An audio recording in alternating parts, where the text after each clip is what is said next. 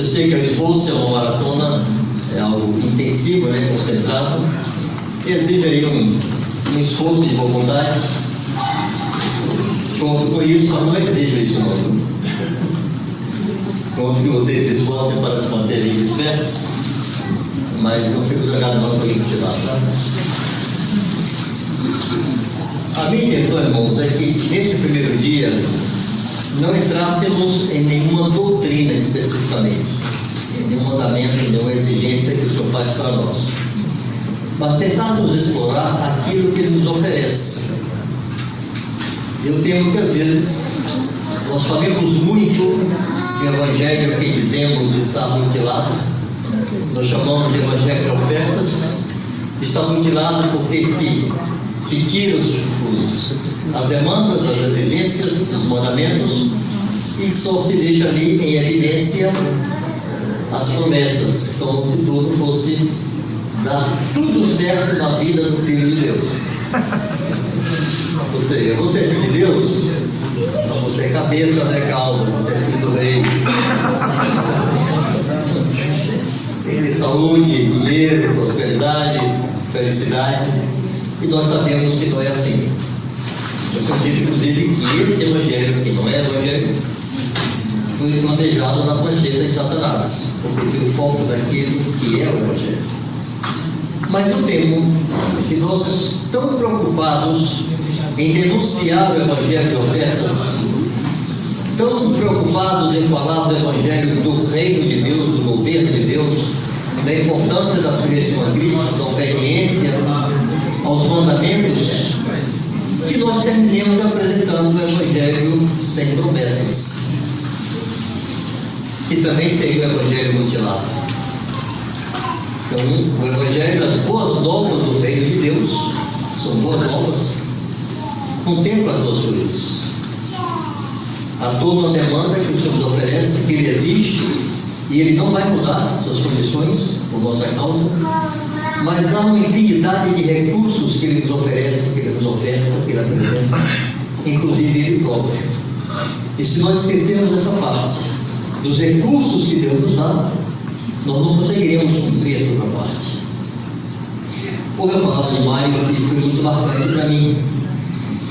Ele falava sobre a multiplicação dos pães e contou toda aquela história como ele sabe contar. E depois falou da ordem que Jesus deu aos discípulos. Quando os discípulos disseram: Senhor, essa multidão aqui vai desmaiar, libera eles, estão com fome. E Jesus disse: tem vocês mesmos o que comer para eles? Como assim? Eram 5.000 homens, sem contar mulheres e crianças. Normalmente é mais mulheres que homens em situações assim.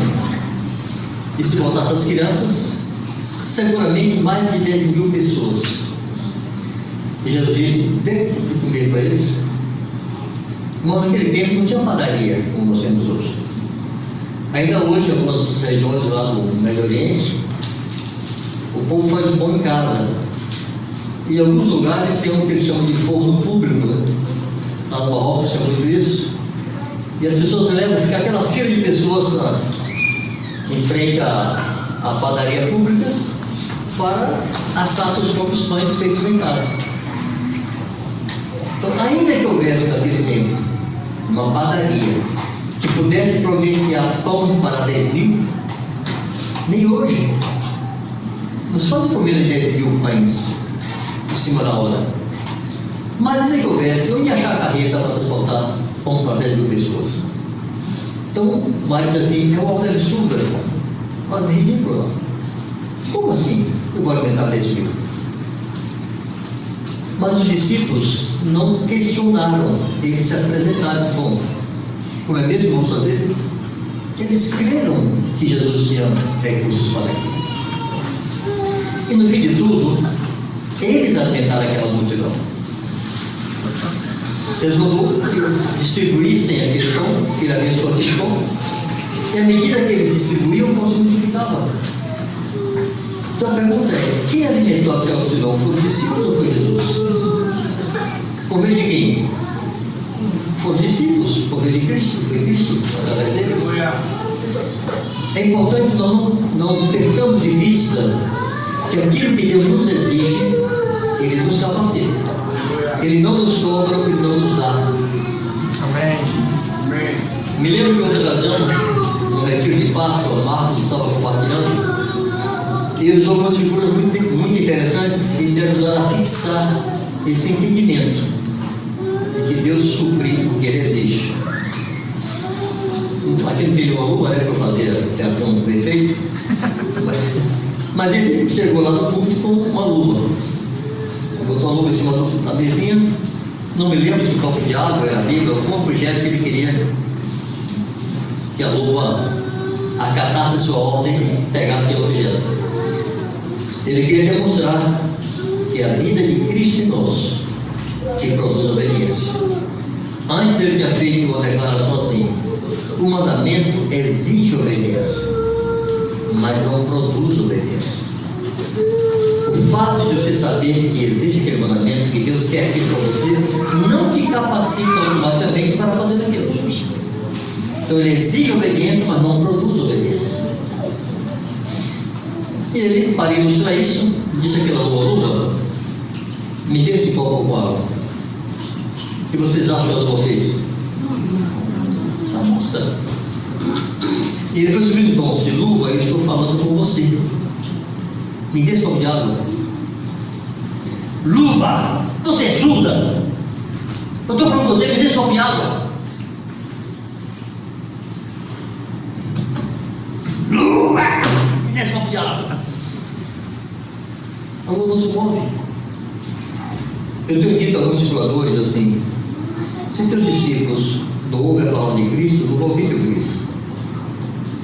Se eles não têm a Deus, não vai ter tocar a feia.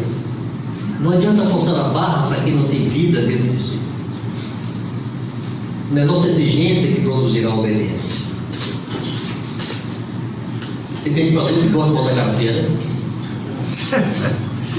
Sobre o tom, fala fortes. Ele fez o seguinte: ele calçou a luva e disse docemente: luva, me desce, ficou com água. É luva profundamente. Obedeceu, ele perguntou: quem cumpriu a ordem? Eu ou a luva? Ficou aquela. Falou, foi você? Isso foi a luva, mas foi eu nela. É Cristo em vós, a esperança do homem. Não sou mais eu que vive, é Cristo que vive em mim. Fui eu na luva, foi a luva como intermédio. Se nós não compreendemos isso, irmãos, e nós não cremos nisso, porque a promessa não exige obediência de fé. O sangue de Jesus, se andar na luz, como está na luz, temos comunhão uns com os outros, e o sangue de Jesus nos purifica todo pecado. Se confessarmos os pecados, Ele foi justo para nos perdoar os pecados. É uma partezinha que é minha responsabilidade. Estar na luz uns com os outros, confessar os pecados. Mas essa parte de que Ele perdoa, que Ele justifica, que Ele purifica, eu não posso obedecer a isso. Eu creio que Ele faz isso. Eu creio que na cruz meus pecados foram cancelados. Eu creio que Ele foi ferido por minhas transgressões, que o castigo que era para mim e que hoje me traz a paz com Deus, que me reconciliou com Deus, foi posto sobre Ele. Não tenho que obedecer, ao que crer. Isso é parte inerente ao Evangelho. Se nós tiramos isso e só temos os mandamentos e as exigências, nós não conseguiremos. Então é necessário que o Filho de Deus creia. Vai estar lá em Hebreus: é necessário que aquele que se aproxima de Deus creia que Ele existe e que é galardoador, é premiador. Então, se nós não cremos, nós não conseguimos obedecer. Ele usou outra figura de um automóvel. Direção, naquele tempo não existia, hoje já existe, né? Direção elétrica. Assim, os mandamentos é só a direção do carro. A direção não faz o carro andar. A direção não confere potência ao carro. Isso é coisa do motor. O motor está na frente hoje, né? No passado os motores eram atrás, agora são na frente. Quem confere o motor, quem capacita o carro para andar, quem confere potência, né, força, é o motor, não é o volante. O volante só diz para a direita, para a esquerda, siga reto. O resto o motor não faz. Se você tem uma direção elétrica no carro e o motor está pifado, ou o tanque está vazio, o carro não anda. Você fica brincando de carrinho, o carro é parado. Se nós só temos mandamentos, nós vamos dizer assim, para a direita. O discípulo, sim senhor, mas não vai. Para a esquerda, está certo, mas não vai. Você já lidaram com o discípulo assim? Você dá toda a instrução, todo o passo prático, ele não consegue. Qual é o nosso primeiro carimbo na testa dele? Ou é rebelde, ou não entendeu o reino, não tomou frutos, é desobediente. Às vezes é por ser rebelde. Às vezes é porque não tem vida, não tem combustível, não tem motor. E você fica insistindo no mandamento, não vai fazer mágica. Ele não conseguirá porque você está dizendo que isso existe e tem que fazer assim. Então é necessário que os discipuladores se preocupem em abastecer esses discípulos com fé. Se você tem um motor potente e não tem direção, você vai causar um acidente. Se eu nasci em ambiente pentecostal, vigília, oração, jejum, muitos sinais e manifestações de poder e muitos escândalos. Não conheceu a doutrina. Maridos brutos, mulheres rebeldes, filhos indisciplinados, gente endividada, fofoqueira, mas manifestava dons, orava muito. Nós corremos o risco de estar do outro lado. Um carro com direção hidráulica e sem motor. Essa turma pentecostal, a quem eu estou me referindo, tinha muito motor, mas provocava acidentes. Quem vai reto é para dobrar a direita, não dobra, bate no poste, atropela alguém, bate no muro, não sabe para onde ir. Falta de direção, falta de instrução. Nós somos pessoas, Paulo diria a nosso respeito, todos são senhores do saber. Nós somos um povo bem caracterizado, que entende e conhece a doutrina, tem padrão para tudo. Mas temos potência para viver esse padrão? A necessidade de nós cultivarmos isso, nós entendermos que corremos o risco de estar pregando o evangelho mutilado, é grande. Vamos ver algumas expressões bíblicas do Novo Testamento, algumas passagens que nos ajudem a compreender que nós temos promessas do Senhor que nos ajudam a viver essas coisas, que nos socorrem em nossas dificuldades, tribulações e tentações. A primeira delas, irmãos, é que Jesus é o nosso pastor. Eu tenho dito diversas vezes, em diversos ambientes, uma das coisas que mais me aflige como pastor é ver boa parte do rebanho que me está confiado não recorrer ao seu verdadeiro pastor, que é Cristo. Uma expectativa que a igreja cria de que os pastores têm resposta para tudo, e que os pastores têm solução para tudo, e não se deixam pastorear por Cristo. E existem aspectos de nossa vida que Jesus não terceiriza, não tem pastor, não tem presbítero que consiga. Porque a Bíblia afirma que eu sou um pastor e bispo de nossas almas. Há uma série de aspectos em tua alma que nenhum presbítero, nenhum pastor, nenhum líder, nenhum pastor vai conseguir sequer enxergar, muito menos apalpar. Nós mesmos, irmãos, temos dificuldade de expressar conflitos interiores que nós temos. De tal maneira que o Espírito intercede por nós com gemidos inexprimíveis, porque não sabemos orar como convém. Nós não sabemos traduzir o que vai em nossa alma.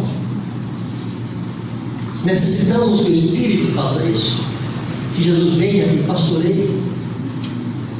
Mas muitas vezes nós não queremos gastar tempo diante dele para que ele faça isso, porque nós somos muito práticos, nós nós somos pragmáticos, queremos um passo prático, queremos orientação. Faça o quê? Creia naquele que eu me enviado. Começa por aí.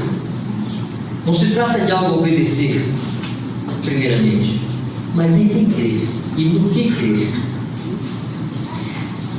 Por exemplo, as pessoas costumam frequentar, o mundo está cheio de gente fazendo fila na porta dos terapeutas, psicólogos, etc. Muitos irmãos também entram nessa fila. Eu disse uma vez para o irmão: se você vai no psicólogo, você passa quanto tempo lá? 1 hora e meia. Ele paga, né? Você faz o que lá? Uma das coisas principais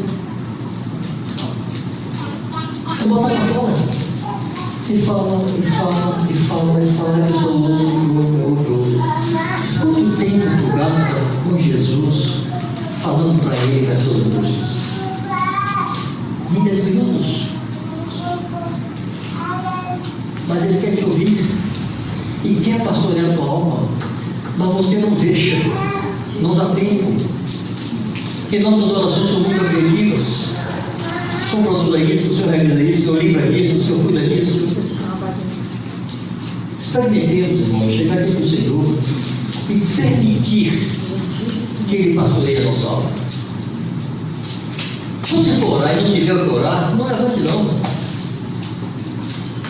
Você vai orar e não sabe o que falar, fica quieto lá. Deixa a tua alma gemer, deixa o Senhor ouvir, deixa Ele contar os seus sopros de cabelo e tua cabeça. É mais fácil contar quando estamos quietinhos do que caminhando agitados, né? Alguma mãe consegue pentear o cabelo da filha dela caminhando? Filha, quietinha, deixa eu cuidar seu cabelo. Já disse, conta aos outros, até os fios todos de cabelo, o pai tem contado. Deixa ele contar, fica quieto. Sossega um pouquinho aí. Nós não conseguimos. Mas Ele é o pastor de nossas almas. Irmãos, eu não sei pastorear a alma. Não sei. Não tem como tocar na alma das pessoas, se não for pela palavra de Deus e por ação do Espírito Santo. Não tem como cuidar disso. Então ele está dizendo: eu sou o seu pastor. João 10:11 já disse: eu sou o bom pastor, e o pastor dá vida por suas ovelhas. Eu sei que se cada um aqui decidir criar para si uma rotina devocional, vai ser uma trabalheira, porque eu quase posso afirmar que a maioria não tem essa rotina. Isso é para o tempo regular, para estar com Deus, para falar com Deus, para gemer, ou para adorar, ou para pedir. Filipenses 4, de 4 em diante, Paulo diz: não andeis ansiosos de coisa alguma. Mas antes ele diz assim: seja a vossa moderação conhecida de todos os homens. Não a vossa extravagância e exagero, a vossa moderação. Ele diz: perto está o Senhor. Não me parece que ali Paulo está dizendo: o Senhor está breve, o Senhor virá em breve, está perto de voltar. Ele está falando de proximidade de tempo, está falando de proximidade geográfica. Perto está o Senhor, ou seja, controle-se. O Senhor está do seu lado, seja a sua moderação conhecida, comporte-se como quem tem o Senhor ao lado. Perto está o Senhor. Aí ele acrescenta e diz: não andeis ansiosos de coisa alguma. Se ele diz não andeis ansiosos, porque ele concebia, ele sabia que a ansiedade está presente e que cada um de nós tem muitos motivos para estar ansioso. Se não ande ansioso, sim, Paulo, eu faço o quê? Porque meu coração está 1000, está tudo acelerado aqui. Como é que eu faço quando estou ansioso? Ele diz: antes, ao contrário, ao invés disso, faça isso. Antes, sejam conhecidas entre Deus as vossas petições, por meio de orações e súplicas, com ações de graça. Mas, irmãos, isso assim, isso não é um tilenol, não. Você toma passando de cabeça na hora, você é 4 anos. Tilenol, não essas coisas aí. Não é um remédio para dor de cabeça. E alguns comportam assim. Lá um dia, Quando a ansiedade chega lá nas alturas, corre para o pé da cama, não vai levantar tranquilo assim, não. Isso é ansioso. Paulo não está falando de uma mágica, está falando de um hábito, está falando de uma rotina. Seja, podemos dizer, regularmente conhecida de entender as nossas petições, por meio de orações e súplicas com ações de graça. Se isso se transforma no estilo de vida, irmãos, em uma rotina, o efeito consequente que Paulo diz acontece. Porque ele promete, a palavra promete que se fizermos assim, a paz de Deus, que excede todo entendimento, guardará vossos corações e vossas mentes em Cristo Jesus. Qual a promessa aqui? Toda a promessa de Deus está sempre conectada, não sei se todas, né? Uma boa parte delas conectada com a condição, a algo que nós precisamos fazer para que Deus faça a sua parte. É como se fosse um contrato, uma aliança. Há uma parte que é minha, uma parte que é dele. Nisso aqui ele diz: olha, faça de conta que eu sou um psicólogo.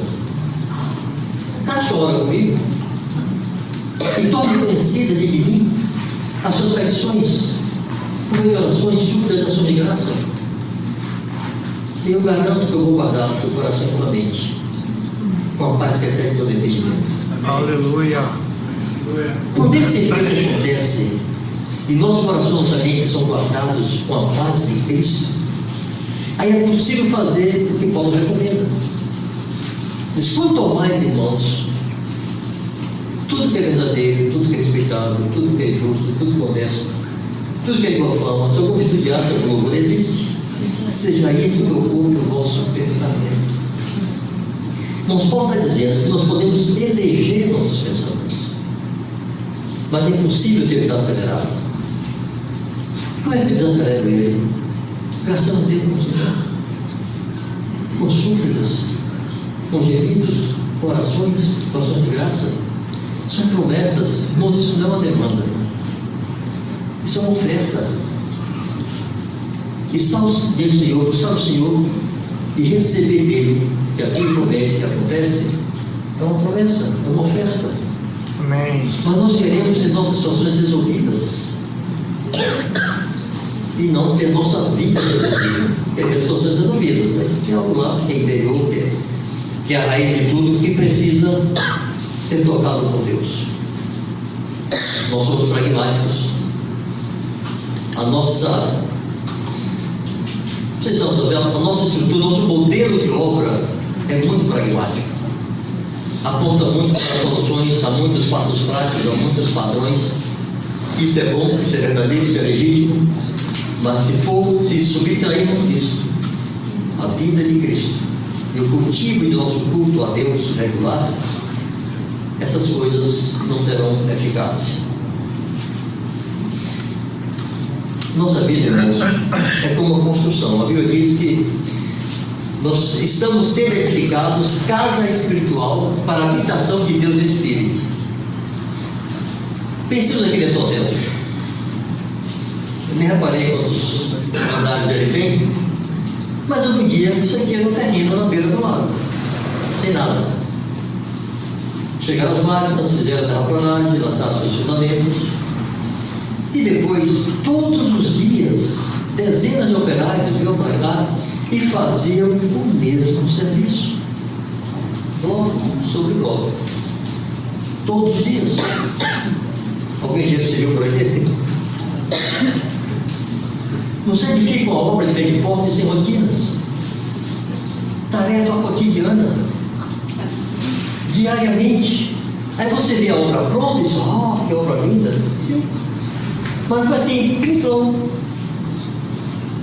Houve uma rotina que reduziu uma obra bonita. Nós estamos sendo edificados e não tem como edificar a nossa vida sem rotinas. Como não tem como edificar uma casa sem rotinas. Uma das rotinas principais é estar diante de Deus. Somos um rei e sacerdotes, amados. Uma das atividades, uma das atribuições principais do sacerdote é adorar a Deus, é o culto a Deus.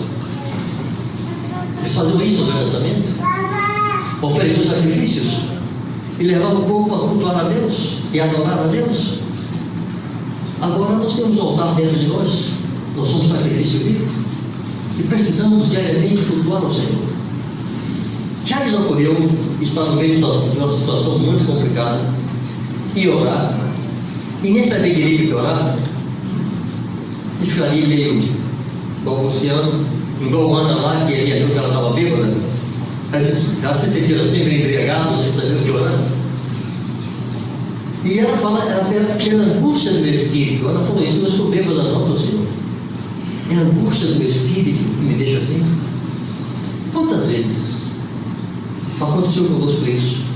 Nos levantamos daquela oração e está tudo igual. Não mudou nada. O problema está lá. Até aumentou. O que acontece com você quando você levanta dali? Você tem ânimo, você tem fé, você tem esperança, você tem confiança. Aleluia. E você permanece andando. Amém. Muitas vezes é esse efeito que Deus quer produzir, nos capacitar para seguirmos, mesmo com vontade de parar. Mas exige tomarmos tempo para estarmos entre dele. Ele é o bom pastor e o bom pastor da vida pelas ovelhas. Amém. Quando em João 21, Jesus conversando com Pedro, e ele conclui dizendo a Pedro que pastorei suas ovelhas, ele faz aquelas perguntas: tu me amas? Sim, Senhor, te amo. Apacenta minhas ovelhas. Mas tu me amas mesmo, Pedro? Senhor, eu te amo. Apacenta meus cordeiros. Pedro, tu me amas? Apacenta minhas ovelhas. Jesus disse assim: Pedro, eu estou te confiando, o rebanho é teu, viu? Cuide bem das tuas ovelhas. Olá, não negligeis teus cordeiros. Pedro, apacenta minhas ovelhas. Pedro, apacenta meus cordeiros. Pedro, minhas ovelhas, cuide delas, são minhas. Essa pergunta, tu me amas, ela vai dizer assim: Pedro, eu não vou estar aqui fisicamente, eu não vou poder estar presentemente com elas, visivelmente, tangivelmente, eu até você, mas cuide delas como eu faria. Para isso você tem que me amar. Você me ama, porque pode cuidar de minhas ovelhas e meus cordeiros. Quando eu leio esse texto, irmãos, eu penso menos em Pedro, eu penso mais em Jesus. Quando ele dizia: olha, eu sou ovelha dele, eu pertenço a ele. Deus colocou pastores sobre minha vida desde sempre, mas eu pertenço a ele. Ele é o meu pastor. O Senhor é o meu pastor. Amém. Aleluia.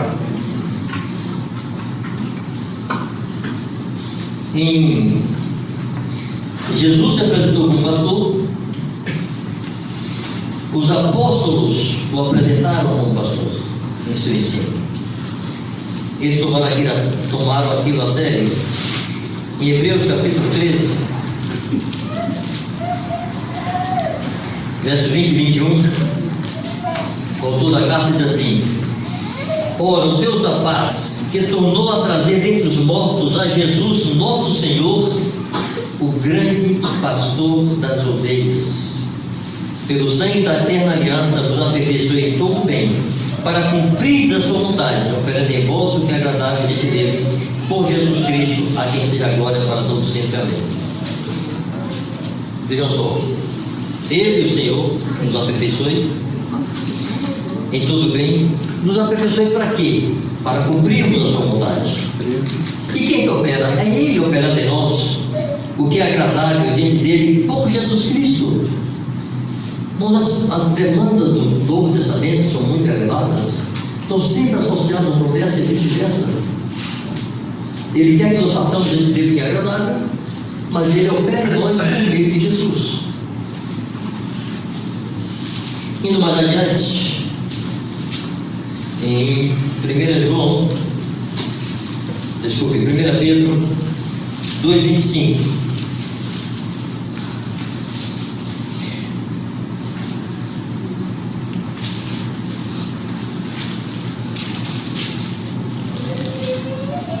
Pedro 2,25. porque estáveis desgarrados como ovelhas. Agora, porém, vos convertestes ao pastor e bispo da vossa alma. Vocês devem saber que bispo é a mesma palavra que episcopo, que significa aquele que olha sobre, que olha de cima. Tem uma supervisão. Pedro está afirmando que Jesus é esse supervisor de nossa alma. Ele é o bispo da tua alma e da minha alma. É Ele quem vê, é Ele quem conhece. Há uma palavra em Provérbios, eu não me lembro bem a referência, que diz que o Espírito do homem é a lâmpada de Deus, não é o Espírito Santo. O Espírito do homem, o meu e o teu Espírito, é a lâmpada de Deus com a qual Ele pode sondar o mais íntimo do nosso ser. Então, o nosso pastor e bispo de nossas almas usa isso para nos conhecer a fundo. Ele sabe o nosso estado e Ele tem respostas para nós. Quando Pedro está escrevendo aos pastores, aos presbíteros, em 1 Pedro capítulo 5, ele está fazendo recomendações aos presbíteros, verso 1 ao verso 4. No verso 4 ele conclui assim: ora, logo que o Supremo Pastor se manifestar, recebereis a inacessível coroa da glória. Quer dizer, pastores, pastorei, presbíteros, pastorei o rebanho de Deus, como Ele quer, do jeito que Ele quer. E quando Ele, que é o pastor verdadeiro, se manifestar, Ele vai presentear vocês. Mas façam o que Ele quer. Mas Pedro aponta para aquele que é o verdadeiro pastor. Bom, esse é o aspecto, irmãos,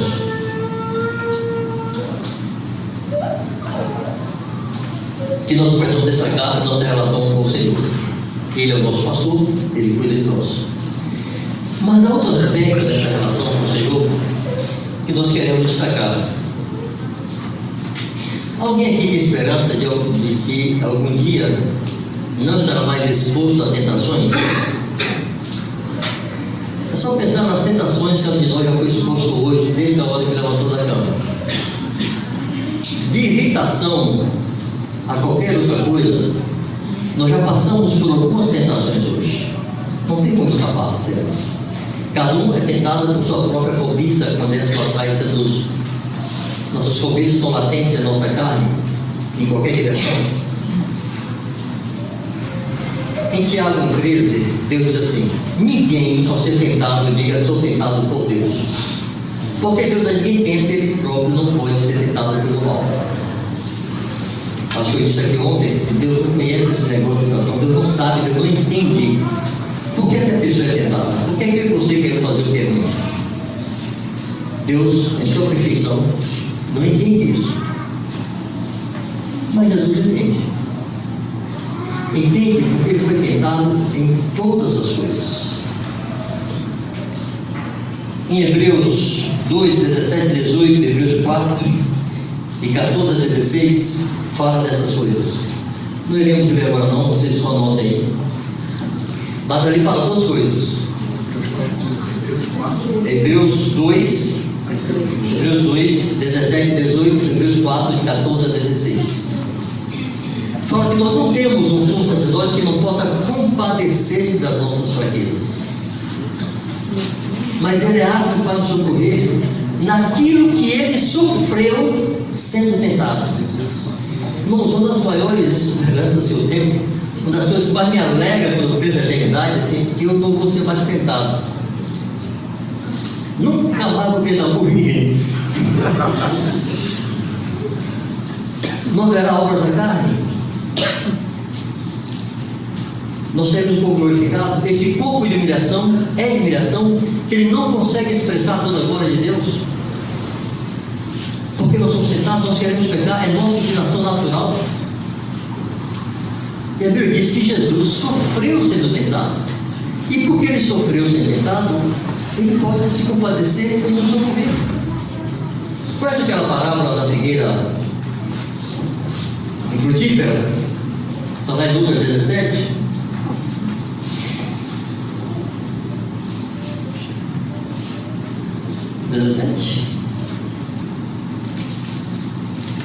Cadê? Lucas 17.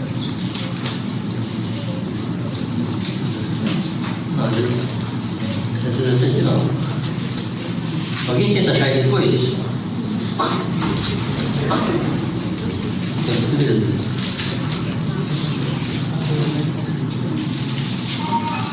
Alguém conta para mim?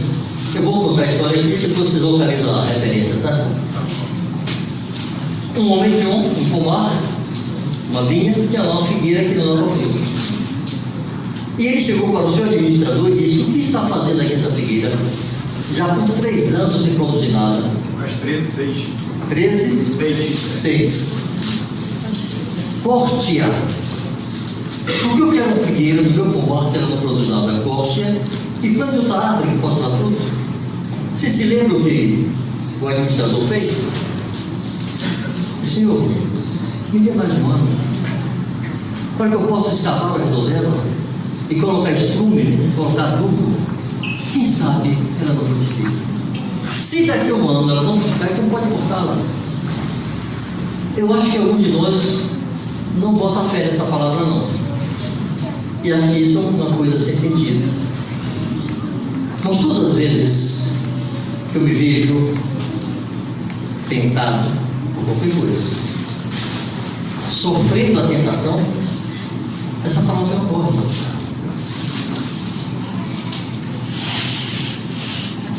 Ali eu sempre vejo na figura daquele administrador a pessoa de Jesus, cumprindo o que está em João 2, verso 1. João diz assim: filhinhos, essas coisas vos escrevi para que não pequeis. Se todavia alguém pecar, nós temos um advogado junto ao Pai. Ele oferta pelos nossos pecados, e não só pelos nossos pecados, mas ele pelos pecados do mundo inteiro.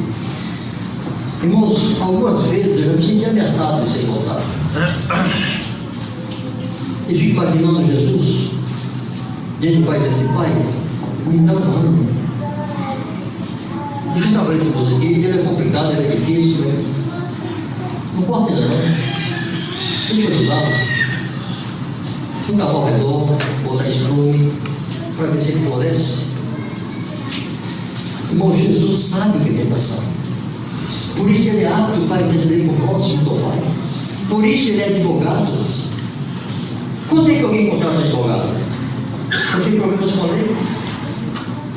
Quando vai ter que encarar um juiz que pode condená-lo, então contrata um advogado para defendê-lo e tentar justificá-lo diante daquele juiz. Jesus é nosso advogado para isso. Quando nós temos problemas com o juiz, porque transgredimos sua vontade, esse juiz não entende o que é tentação. Então, eu sou filho que, sendo Deus fez carne, experimentou a tentação. Se arrependesse: Pai, você não entende, não, mas eu entendo o que é isso aí. Eu sei o que é a tentação. Eu sei qual é a dificuldade que eles têm para ver essas coisas. Irmãos, temos consenso que Deus nunca vai negociar os valores do seu reino.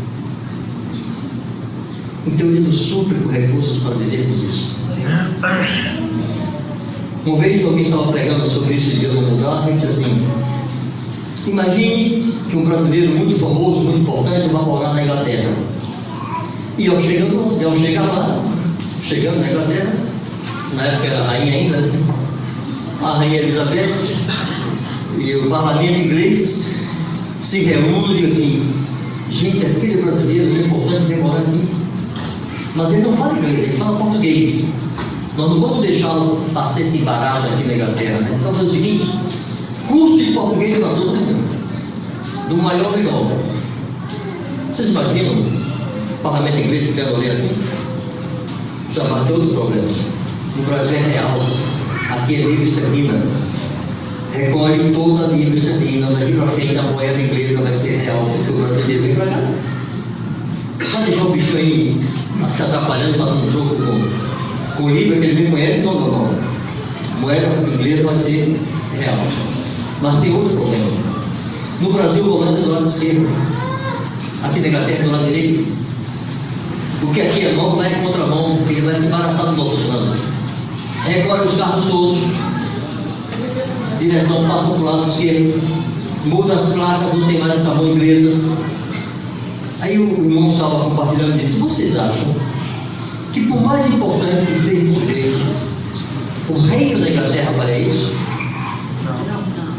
Agora, se o reino for regra como o reino da Inglaterra, não vai fazer isso por amor a ninguém? Vocês acham que o reino de Deus vai mudar por sua causa? Que Deus vai baixar o padrão? Que Deus vai mudar seus valores porque você não consegue cumpri-los? Irmão, Deus não fala isso. Amém. Mas o que Deus fez? Ele nos deu uma nova vida em Cristo. Amém. Ele nos regenerou, nos deu a negação do amor, nos separou com Deus, nos deu a habitação do Espírito Santo. Ele quer habitar em nós. E nos deu sua palavra como guia, como bússola, como mapa, como disse antes. Deus não muda, mas Deus capacita, Deus qualifica, para que nós possamos cumprir aquilo que Ele estabeleceu.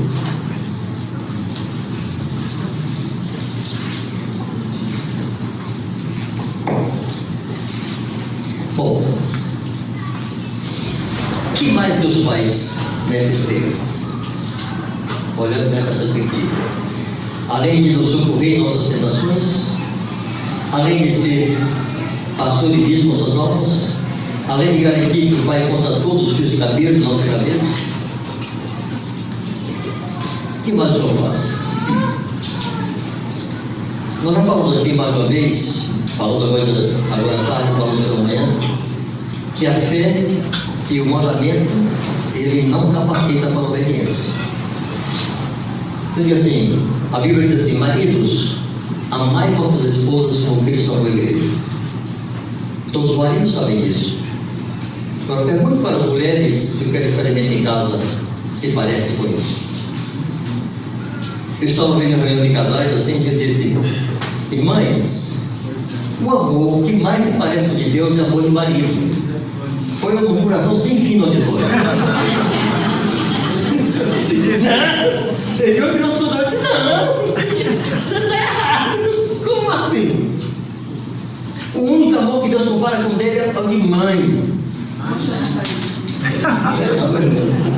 Ela citou o texto: ainda que a mãe se esqueça do filho que amamenta, eu não esqueci de ti. Então, Deus está comparando o seu pastor, o seu amor com o da mãe, senão se ama. Deus só está dizendo que o amor de mãe falha dele não. Quem a mãe esquece, ele não esquece, não está comparando não. O único amor que Deus compara com o seu é o marido. Porque ele diz: ama como eu amei.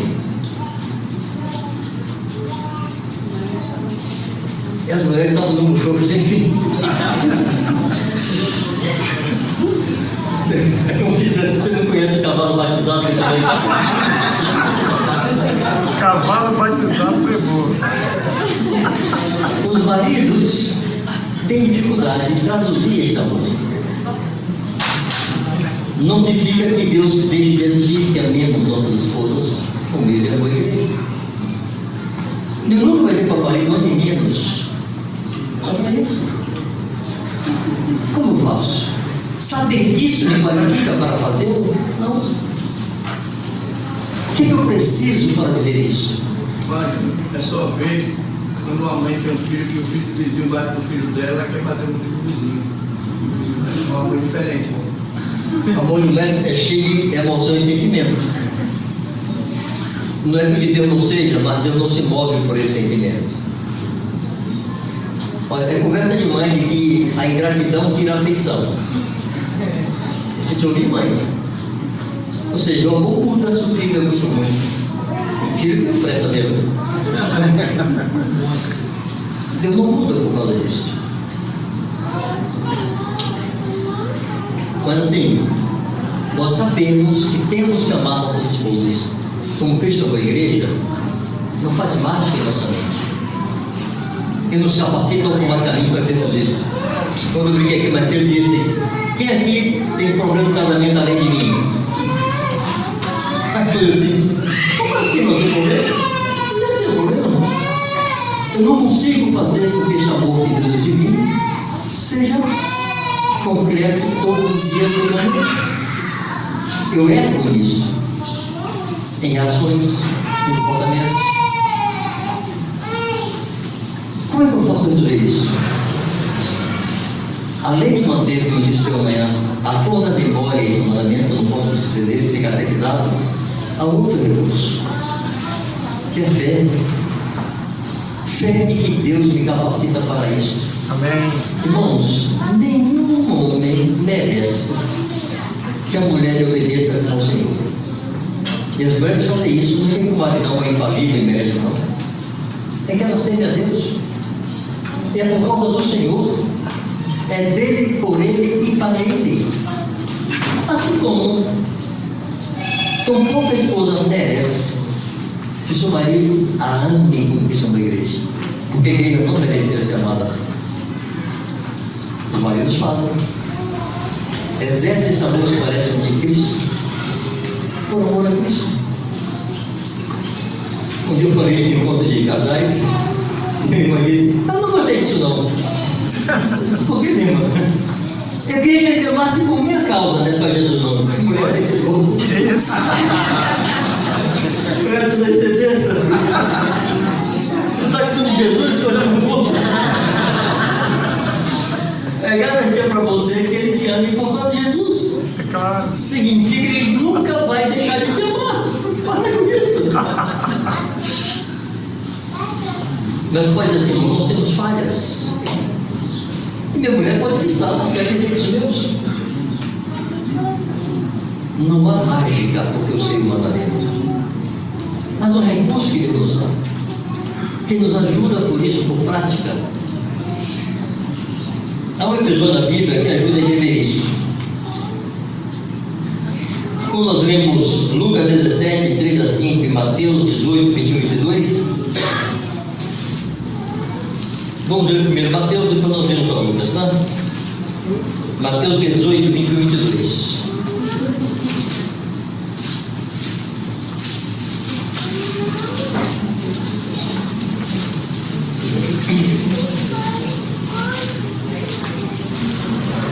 Então Pedro, aproximando-se, lhe perguntou: Senhor, até quantas vezes meu irmão pecará contra mim que eu lhe perdoe? Até 7 vezes? Você pensa que a situação que a pessoa chega achando que está por cima da carne seca, né? Eu disse: bom, 7 vezes é o limite. Ninguém pisa meu pé 8 vezes, porque aí não está justificado se eu chuto ele. Se até 7 vezes eu tenho que lhe perdoar? Jesus disse: não te digo que até 7 vezes, mas até 70 vezes 7, ou seja, 490 vezes num dia. Você já dividiu isso aí por 24 horas para saber quantas vezes por hora a pessoa é te perdoada? Faz a conta em casa depois. 490 vezes por 7 ou por 24. Gente, quase não tem intervalo. É só o tempo assim de te perdoar, pedir perdão, dar as costas, vai descer, volta, te perdoa de novo. Você está processando ainda aquela primeira ofensa e já faz a segunda. Jesus deu um valor exagerado, como que disse: não tem limite, Pedro. Você não tem o direito de não perdoar, não existe essa opção de você não perdoar. Só que Mateus não registra a reação dos apóstolos. Lucas registra.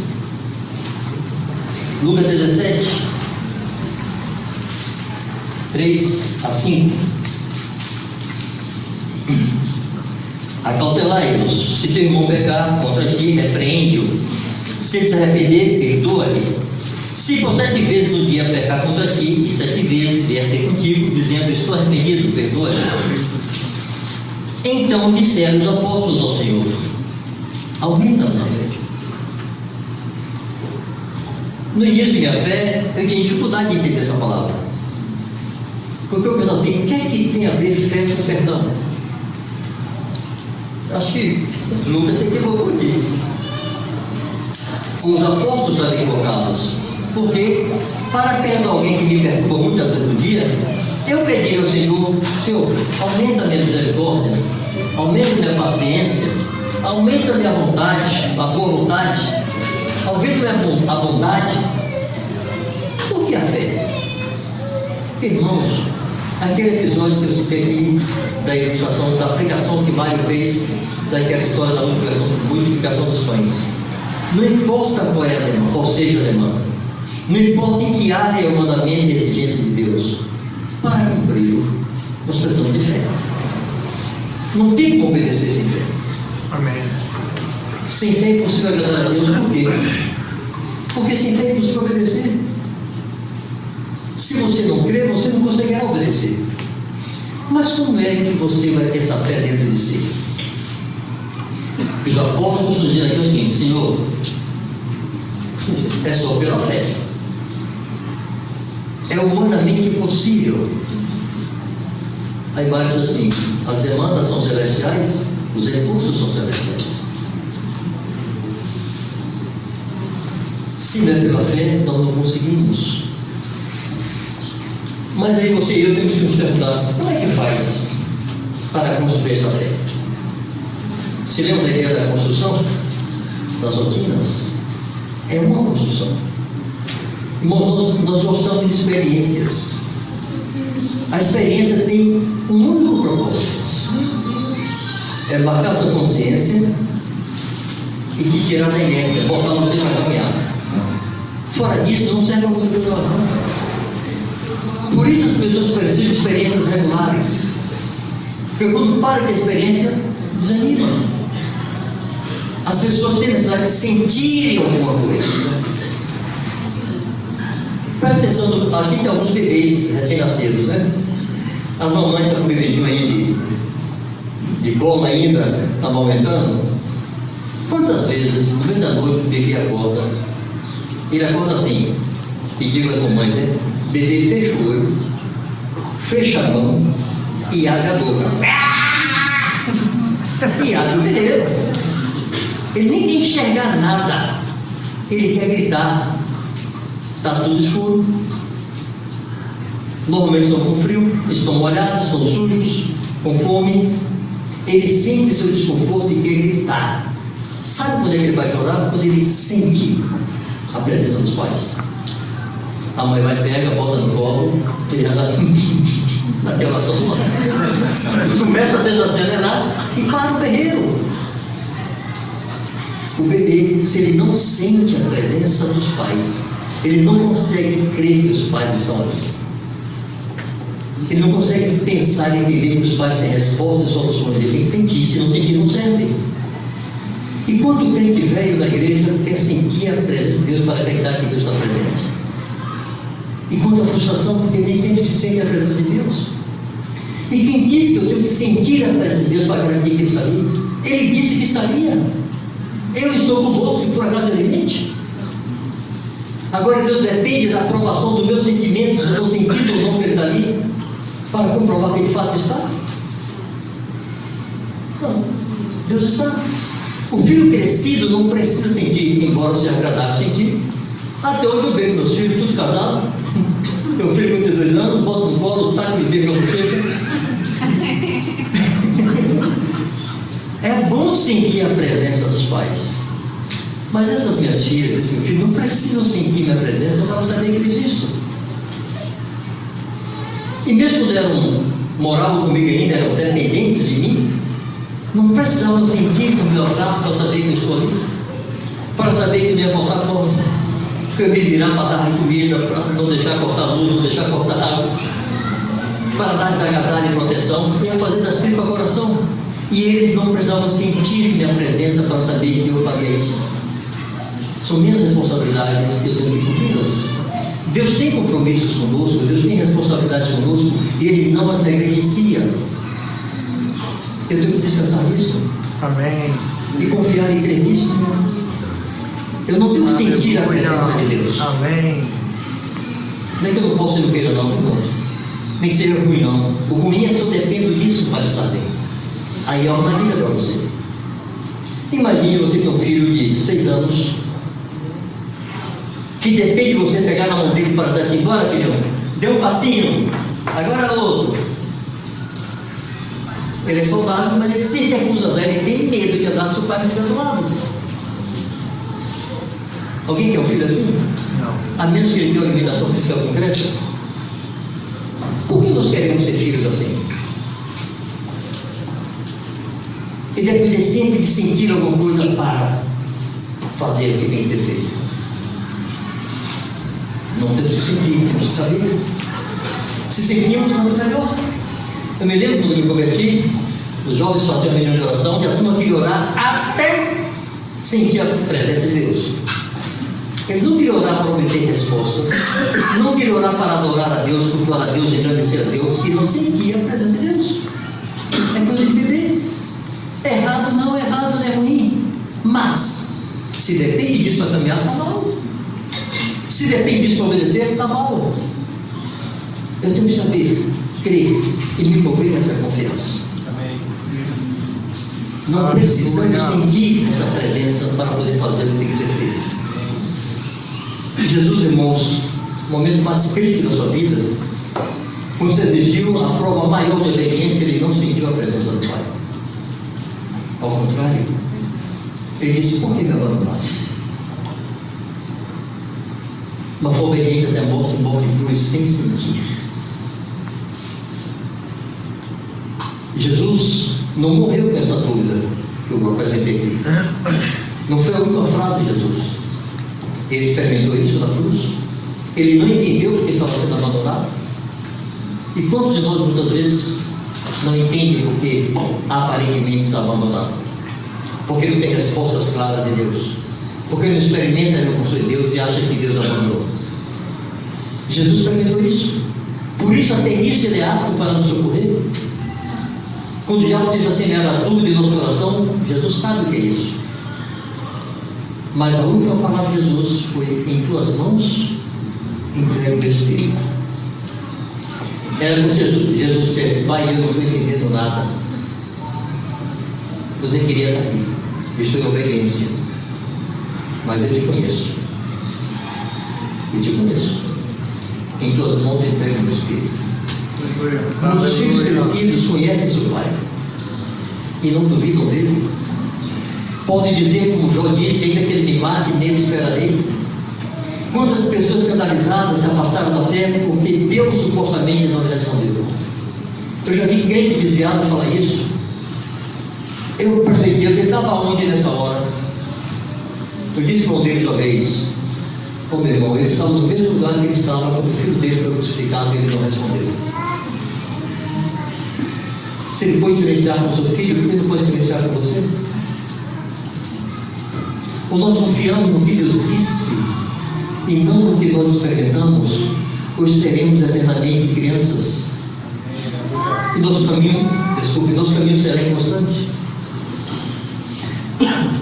A nossa fé está no que Deus disse. É sobre o que Ele falou, sobre o que Ele prometeu. Confiamos nisso, sentindo ou não sentindo, enxergando ou não enxergando. Aleluia. Eu me lembro que eu estava recém-convertido, meu meio bem pentecostal, já estou me orar para sentir a presença de Deus, e ali o céu descia, a terra subia, fogo caía, anjo aparecia, uma vez que enfim. E nesse ambiente, uma irmã me trouxe uma palavra profética, falando de uma série de promessas que Deus teria para mim, tal. Era novo convertido, não entendia muita coisa, disse amém, ali naquele tremoço, amém, eu sei, tal. Me esqueci depois. Eu fui para casa orar e disse: Deus, me lembre o que o Senhor falou para mim. Relaxar no direito, que é que Deus lembra agora? Não presta atenção. Me lembre, levanta outra pessoa para falar. Eu fiquei chateando o Senhor alguns dias com essa conversa enrolada. Um dia eu tive uma experiência. 4 da manhã, eu ouvi Números 14, 22 e 23. Opa! Pulei do beliche correndo. Só Deus falando comigo. Números 14, 22 e 23. Vou começar do 21. Porém, tão certo como eu vivo, e como toda a terra se encherá da glória do Senhor, nenhum dos homens que, tendo visto a minha glória, os prodígios que fiz no Egito e no deserto, todavia me puseram à prova já 10 vezes, e não obedeceram a minha voz. Puseram à prova. Se tu é Deus, faz, confirma aqui, fala de novo, mas não obedece a minha voz. Nenhum deles verá a terra que com juramento prometi a seus pais. Sim, nenhum daqueles que me desprezaram haverá. O que é que Deus está me dizendo? Ô, seu Zé da Cueca, para de mensagem. Para de estar aí pedindo para ninguém. Vai obedecer o que você já sabe. Obedeça o que você já sabe. Para com essa choradeira. Desculpa aqui, ó. Eu apanharei bastante a experiência. Eu disse, rapaz, para com isso. Se eu prometi, eu cumpro. Quer você saiba, não saiba, se lembre, não se lembre. Agora faz o seguinte: cumpra o que eu te disse. O que eu te disse, eu vou cumprir. O que eu exijo de mim, eu vou cumprir. Agora, o que eu exijo de você, presta atenção e faz direito. Porque se você não obedecer a minha voz, você não entra no descanso que eu tenho para você. Irmãos, aquilo foi um marco em minha história. Deus usou sérias circunstâncias para me convencer do que é mais importante do que chover para cima, ou qualquer sinal prodigioso, era conhecer e obedecer o que Ele já disse. Amém. Você ouviu gente falar assim, Deus falou comigo? De vez em quando eu ouço isso. Eu lhes confesso que eu pessoalmente tenho uma dificuldade, eu sou bem surdo. É mesmo que Deus fala de mim. Não marque minha história de 46 anos servindo ao Senhor, ouvi Deus. Conta algumas experiências poucas que eu posso contar nos dedos de uma mão. Porque a maneira mais eficaz de Deus literalmente falar conosco é por sua palavra. Aqui é o que Ele disse mesmo. O que Ele fala fora disso, em experiência pessoal, passa pelos filtros de meu sentimento, de minha alma, de minha razão, e pode vir desvirtuado. Mas o que Ele fala aqui é isso mesmo. Não tem erro, não tem dúvida, não tem sombra. Então obedece o que Ele diz. Mas para nós obedecermos, como eu disse, necessitamos de fé. O motor é a fé. O mandamento é só a direção, é só o volante, para um lado e para o outro. Mas o que propiciona e dá potência é a fé. E fé pode ser edificada? A fé pode ser construída? Ou a fé que a gente recebe assim e sempre fazendo? Aquela fé que nós recebemos para crer em Cristo, na obra da cruz, e nos convertermos a Ele. Essa fé é um dom de Deus, nos foi dada. Mas eu tenho que tomar essa fé e acrescentar a Ele uma série de virtudes que Deus exige de mim e edificá-la. Me lembro que conversava com um jovem que tinha aprontado algumas coisas, tinha nos surpreendido com suas aprontações. Ele diz assim: moço, fé, consciência e caráter se edifica. A Bíblia fala que nós devemos desenvolver a nossa salvação. A salvação se desenvolve, a fé se desenvolve, a fé se edifica. Nós podemos fazer a fé prosperar, poder crescer. Como é isso que fé, consciência e caráter se edificam? Irmãos, uma relação direta entre fé, consciência e caráter. E fé aqui, nós estamos falando da fé que opera sinais e prodígios. A fé como um conjunto de valores do reino de Deus, nós conhecemos e cremos nisso. E aquela fé que cotidianamente nos capacita para a obediência. Vocês se lembram daquele texto lá em Atos, acho que é Atos 6, alguém podia procurar, por favor, que diz que muitos sacerdotes obedeceram à fé. Não se obedeceram à fé, obedeceram aquilo que Jesus estabeleceu. A fé verdadeira, a fé que santifica, ela é plena de conhecimento do que Deus pensa. E isso é edificado, isso é construído. Eu espero assim. Atos 6:7. Atos 6:7. Muitos sacerdotes obedeceram à fé. Eu disse para aquele rapaz assim: as coisas que você crê formam tua consciência. E tua consciência define teu comportamento. A tua consciência determina tuas escolhas, as eleições que você faz, inclusive influencia as suas reações espontâneas. Quando você tem uma reação contrária, você crê, você se entristece, se arrepende e volta. Você toma uma escolha que ofende a tua consciência, você volta e conserta. Porque essa consciência foi formada por aquelas coisas que eu creio. Vou dar exemplo. Eu conheço um rapaz, eu estou falando muito desse rapaz, para mim todos como exemplo assim, emblemático. Ele se converteu aos 14 anos.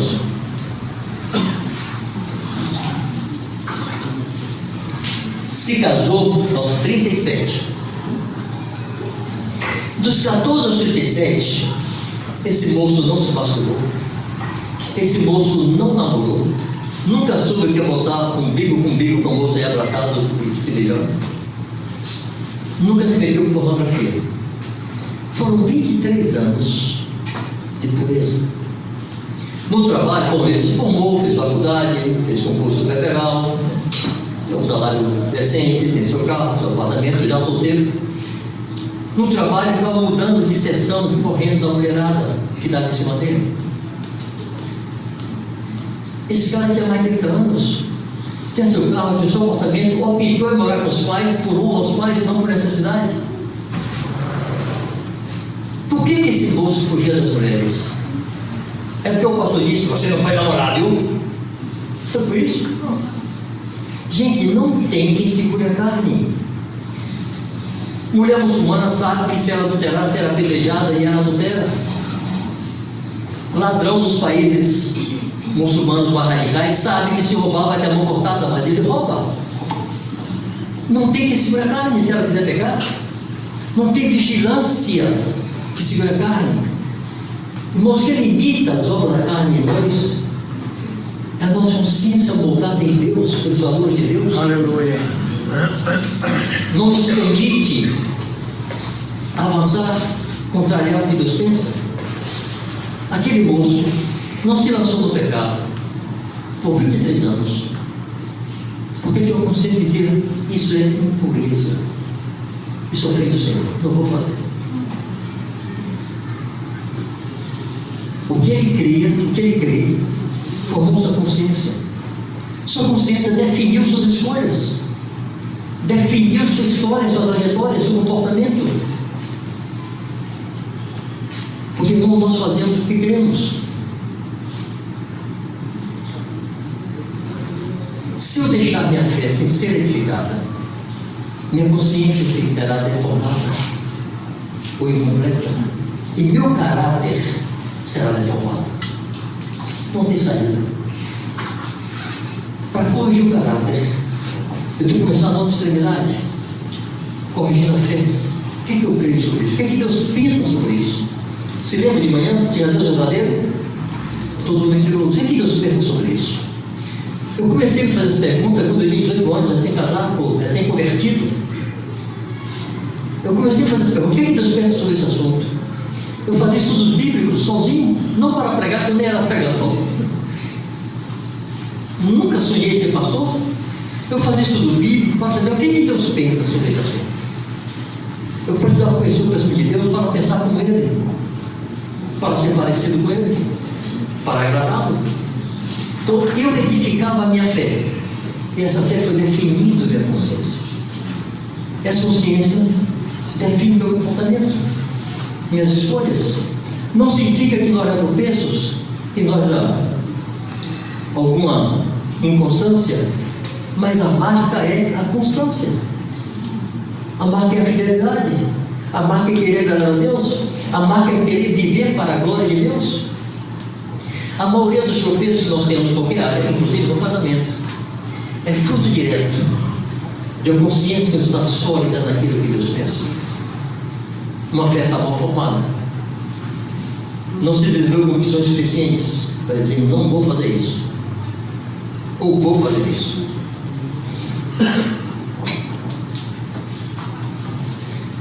Nós vamos falar um pouco mais que tipo de rotina podemos ter para edificar essa fé, mas deixe-me avançar um pouco mais nessa questão de desejar agradar a Deus conhecendo Deus. Quando eu quando eu vim reunir com os irmãos em Salvador, eu já estava convertido há 12 anos, houve algo que me impactou. Porque eu nunca tinha visto o jovem vir confessar pecado. Eu fui líder de mocidade na denominação.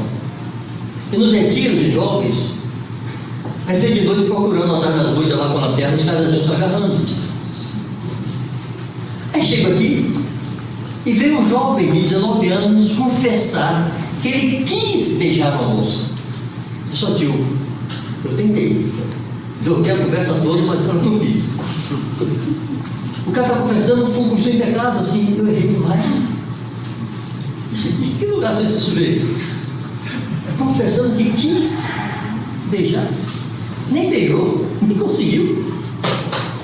Eu achava estranho que os jovens quisessem andar na luz, se dar a conhecer, confessar seus pecados. Infelizmente, nós vemos hoje jovens se bagaçando aí na pornografia, em pecados, em masturbação, em namorico, caladinho. Mas aquele moço está confessando uma intenção. Tinha isso de um lado. Por outro lado, de algum outro aspecto que me embaraçava muito aquele dia.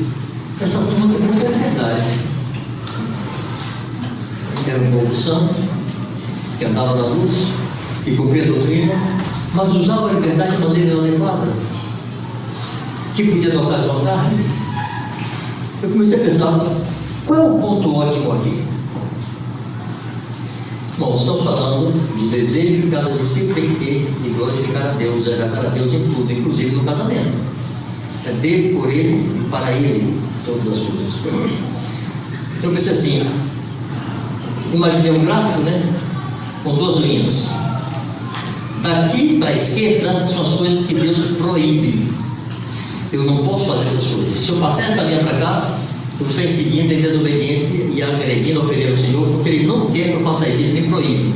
Se eu fizer, eu vou ofendê-lo e Ele vai me disciplinar. Dessa linha aqui para a direita, então, aquelas coisas que Deus exige, Ele quer que eu faça. E se eu não fizer, eu vou feri-lo. Aqui é o que eu não posso fazer, aqui é o que eu tenho que fazer. Mas aqui no meio, entre outra, isso foi minha forma de tentar formar minha cabeça a respeito do que Deus pensa. Tem aquelas coisas que Deus nem proíbe e nem exige. Ele não proíbe, mas Ele prefere que eu não faça. Mas, como Ele não proíbe, se eu fizer, Ele não se zanga. Ele não me disciplina. Por que não me proibiu? Mas Ele preferia que eu não fizesse. Então vem a pergunta: eu quero só fugir da correção de Deus ou eu quero agradar a Deus? Aqui estão as coisas que Ele não me exige. Se Ele não me exige, eu não tenho que fazer. Portanto, se eu não fizer, Ele não se zanga, nem me corrige, nem me disciplina. Mas Ele queria tanto que eu fizesse, se eu quero ser parecido com Ele. Aqui no meio Ele deixou aquelas coisas que nós fazemos ou não fazemos só porque o amamos e porque queremos agradá-lo. Não é porque é pecado ou deixa de ser pecado. Porque Ele prefere. Eu uso um exemplo muito simples. Lá no interior da Bahia, era um moleque lá de 12 anos. Todos os sábados de manhã cedo, meu pai ia para a feira. Pegava o Fusquinha e ia para a feira. 6 da manhã eu estava dentro do Fusca com ele. Mas eu tinha muitos irmãos, mais velhos e mais novos que eu, estavam dormindo. Meu pai não acordava ninguém, não chamava ninguém. Ele não exigia que os filhos acompanhassem na feira. Mas eu queria ir. Íamos para a feira juntos, ficava lá olhando como é que ele fazia, como é que ele negociava, como é que ele pagava, como é que ele saudava. Voltávamos para casa. Eu disse as compras com ele. E depois eu me enfiava embaixo daquele fusquinha com a mangueira, uma vassourinha e pensava, e não deixava cisco sobre cisco. Naquele chassi, no paralamas, limpava tudo embaixo, depois ia para tirava, limpava os bancos e os tapetes, limpava a chaparia toda, com sabão, água com sabão, passava pasta e dava brilho todo sábado. Irmãos, meu pai não me exigia. Meus irmãos não ganhavam mesada menor porque não fizeram. nem eram repreendidos porque não se levantavam da cama. O que eu tinha? Eu tinha um sorriso. Um abraço assim, que bom filho, você estava aqui comigo. Só isso. Não tinha prêmio, não tinha galardão. Sorriso do Pai. Nós estamos prontos a abrir mão de coisas, ou fazer coisas só para agradá-lo, mesmo que ele não exija, mesmo que ele não proíba. Foi esse uso da liberdade que me incomodou por si. Eu posso, mas eu tenho que fazer mesmo isso. Eu preciso. O que eu vou fazer? Como é que meu pai vê isso? Ele fica contente quando eu faço isso?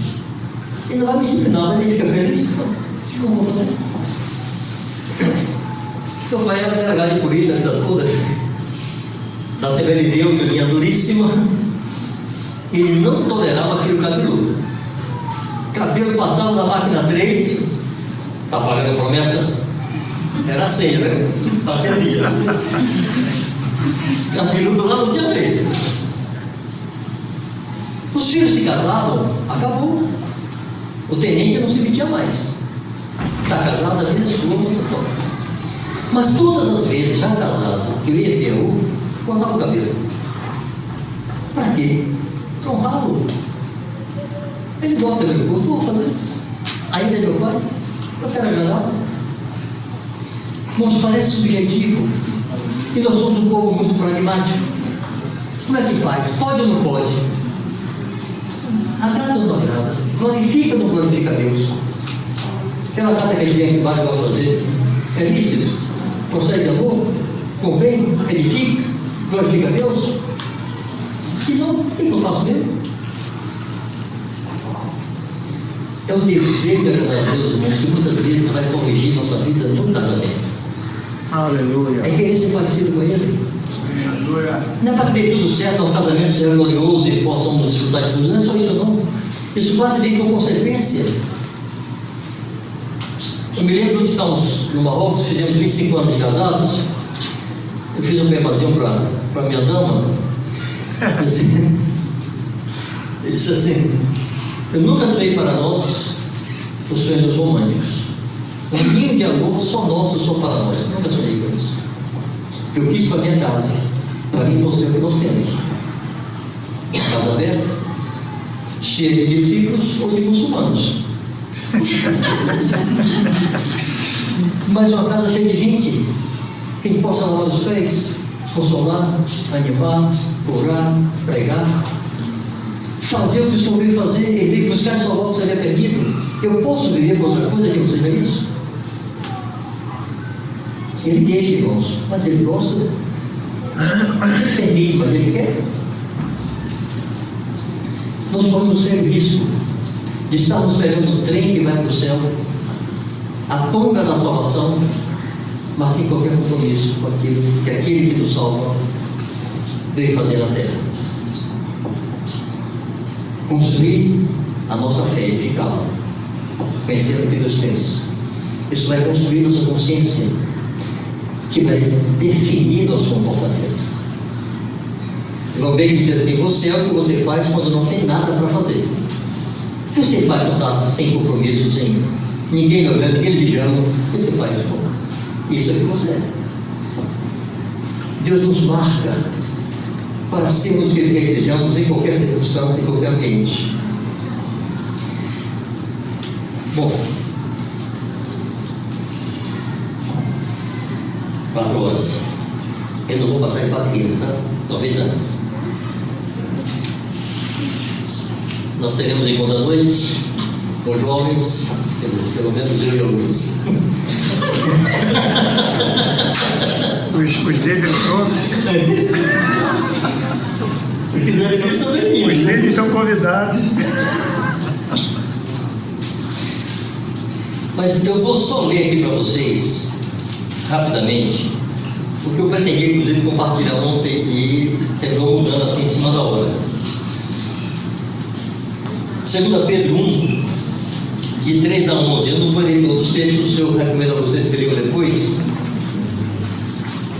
Mas uma frase que vocês vão ver repetida aqui nesse trecho, nesse texto, é: pleno conhecimento de Deus, pleno conhecimento de Cristo.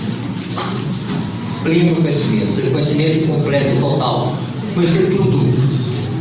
Esse pleno conhecimento vai produzir uma série de coisas na nossa vida. Eu só quero ler do verso 5 ao verso 8, ao verso 9.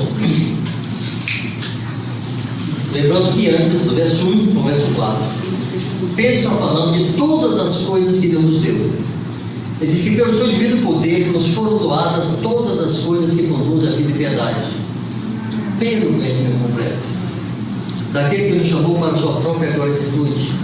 Essa consciência de Deus nos chamou para a sua própria glória e virtude, pelas quais nos têm sido doadas as suas preciosas e muito grandes promessas, para que por elas nos torneis participantes da sua natureza divina, livrando-vos da corrupção das paixões deste mundo. Deus nos chamou para a sua própria glória e virtude. Deus nos quer tornar participantes da sua natureza divina. Aí Pedro, quando conclui todo esse discurso, ele diz assim: por isso mesmo, considerando todo esse esforço de Deus, tudo que Deus já providenciou, por isso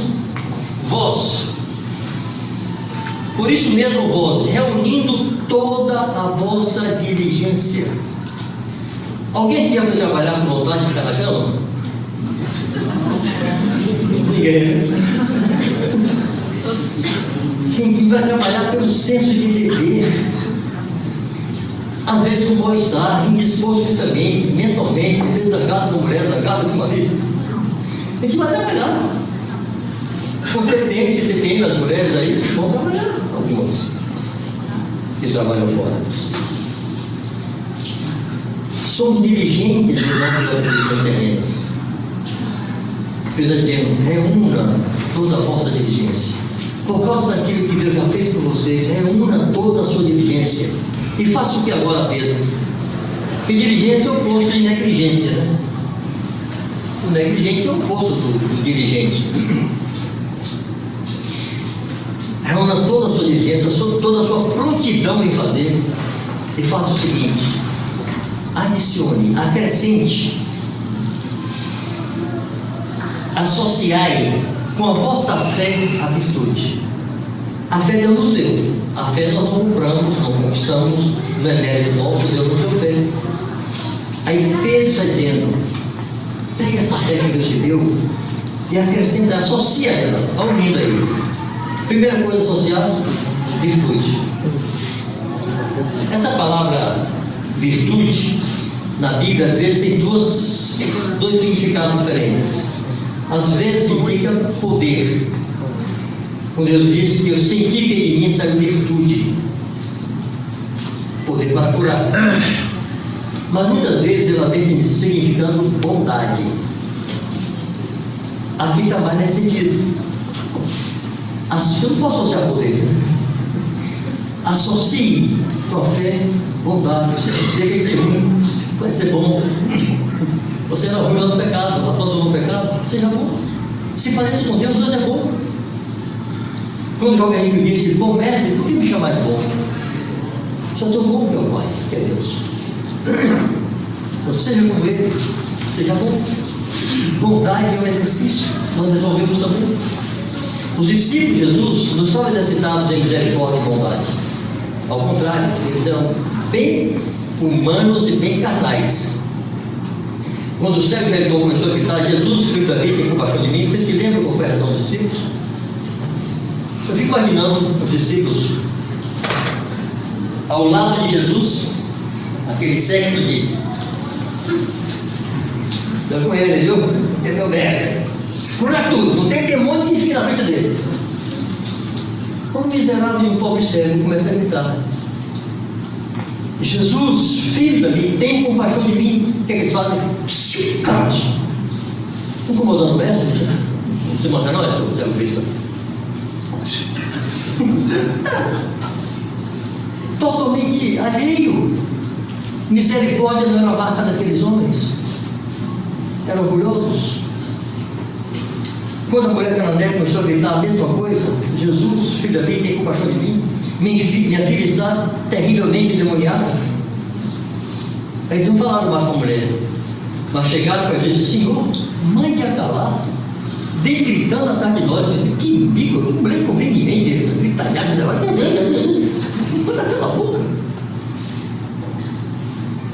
Mas quando Herodes quis ver Jesus, Herodes quer ver, era o rei. Aqueles homens aprenderam misericórdia e bondade andando com Jesus.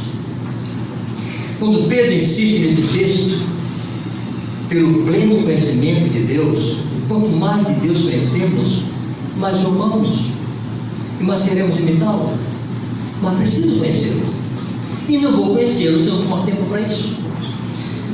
Então, associar com a fé a virtude, e com a virtude, conhecimento.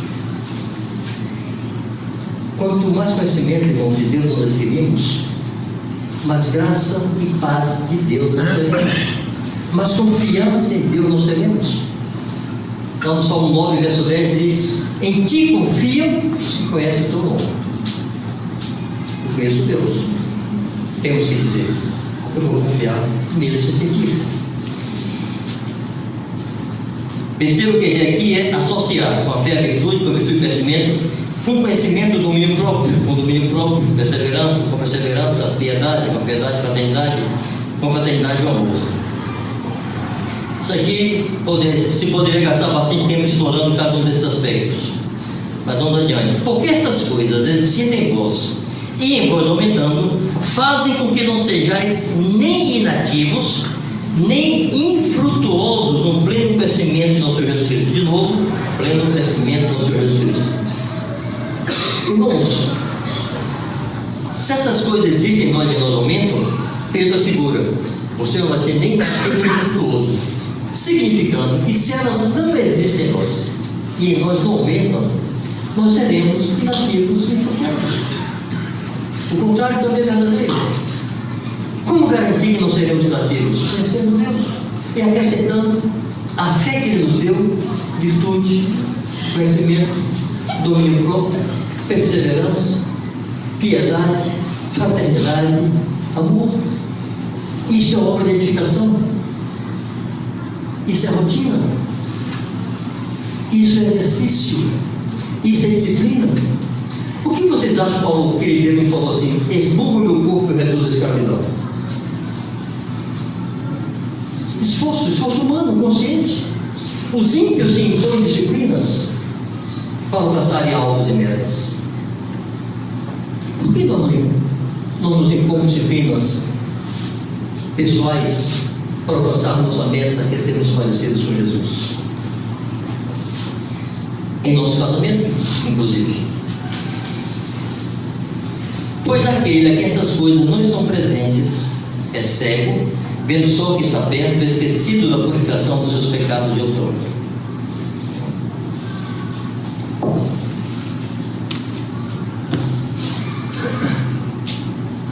Em quem está presente se torna ativo e frutífero. Quem não está presente recebe, vê só que está perto, e deixa de ser grato a Deus, porque esquece da purificação dos seus pecados de outrora. Trazendo isso tudo para o nosso casamento, irmãos, e terminando aqui, o casamento não é uma sessão separada de nossa vida, faz parte da nossa vida. Como trabalhar, tudo que fazemos na vida, nos casamos, aqueles que casaram como eu e vocês, e agora isso faz parte da nossa vida em Deus, e nós precisamos pegar tudo aquilo que Deus propõe, que Deus oferece, para vivermos como Ele quer que nós vivamos, e trazer para nós. Não tentem edificar seu casamento sem essa presença e participação do Senhor. Não tentem edificar seu casamento sem o conselho do Senhor. Eu quero lembrá-los outra vez ao que eu disse de manhã. Desenvolvam rotina simples. Impunham-se uma disciplina de conhecer Deus por meio da sua palavra. Alguns de vocês aqui fizeram faculdade, estão formados. Eu imagino que vocês, seja para fazer vestibular, seja para fazer concurso, seja para fazer as provas da faculdade, memorizaram conteúdos enormes, queimaram pestanas, como se diz.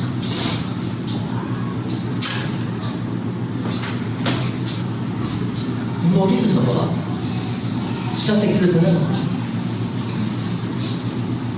Estabeleça uma meta de ler o Novo Testamento, uma vez atrás da outra. Começa a ler, termina, começa de novo. Por que não fazer isso? Conhecer o que Deus pensa no conjunto que Ele quer para nós. Não pegar um texto alterado aqui, um texto alterado ali, fora de contexto, fazer aplicações circunstanciais. O que Deus pensa? Conhecer a mente do Senhor, o coração do Senhor. Isso nos aproxima de Deus. Aleluia. A nossa consciência fica mais desperta, buzina mais fácil quando você fica mais difícil você pegar um desvio e se perder ali. A consciência incomoda mais e nos faz voltar ao caminho. No trato entre os cônjuges, a doutrina do Senhor, a vontade do Senhor, o coração do Senhor precisa estar presente. Até porque muitas vezes nos casamos com expectativas equivocadas. E Deus quer corrigir isso no caminho. Eu quero contar aqui alguns dias experiências nossas, de minha, entre nós dois, em que foi necessário corrigir segundo o que Deus pensa, o que Deus diz. E em um contexto que foi onde não tínhamos o que nós temos aqui hoje. Juntas, ligamentos, exploradores, vir na casa, passou perto. Mas aquela definição de fazer o que agradar ao Senhor, e fazer o que Ele pensa, e ver-o cumprir em nossa vida as promessas que correspondem quando nós nos determinamos a agradá-lo. Aleluia. Amém? Aleluia. Quem desceu o som até agora está de parabéns. Não precisa mais brigar. Nós queremos te dar graça, Senhor, porque Tu és bom, tua misericórdia dura para sempre. Amém. Te dar graças porque nós cremos, Senhor, no que está escrito, Oh, Deus. que aquele que nem mesmo a seu próprio filho poupou, antes entregou por todos nós. Amém. Esse que és Tu mesmo, Pai, nos darás graciosamente com Cristo todas as coisas. Amém. E que não há nada que possa separar-nos, Senhor, do Teu amor, ao Pai, que está em Cristo Jesus. Pedimos que Tu venhas sedimentar essas verdades em nosso coração. Amém. Venhas marcar nossa consciência. Aleluia. Tu venhas renovar, Senhor, nossa esperança e confiança naquilo que Tu podes fazer. Tu Amém. conheces aqui as lutas, as dificuldades, os temores, as fragilidades de cada casamento, Senhor. Oh, Deus. Tu estás presente, Tu és a testemunha fiel em cada circunstância. Amém. Tu sabes dos conflitos interiores de cada esposa, cada marido que está experimentando. Pedimos que o Teu Espírito incline o coração de cada um deles, Senhor, para encontrar em Ti a fonte bendita de respostas, soluções, consolo, ânimo, para a glória do Teu nome, Senhor. Amém, Senhor. Ajuda-nos a nos debruçarmos todos os dias Oh, Deus. na fonte das águas vivas. Amém. Livra-nos da loucura de cavar para nós cisternas outras que não retêm as águas. Oh, Deus. Livra-nos da loucura de abandonarmos a fonte das águas vivas. Amém. Mas anima-nos, Senhor, diariamente, a nos debruçarmos e sermos saciados. Atende-nos, socorra-nos, Amém. ajuda-nos, para que vivamos para o Teu inteiro agrado, Senhor, para a Tua glória. Amém. No nome de Jesus. Aleluia. Graças a Deus. Aleluia.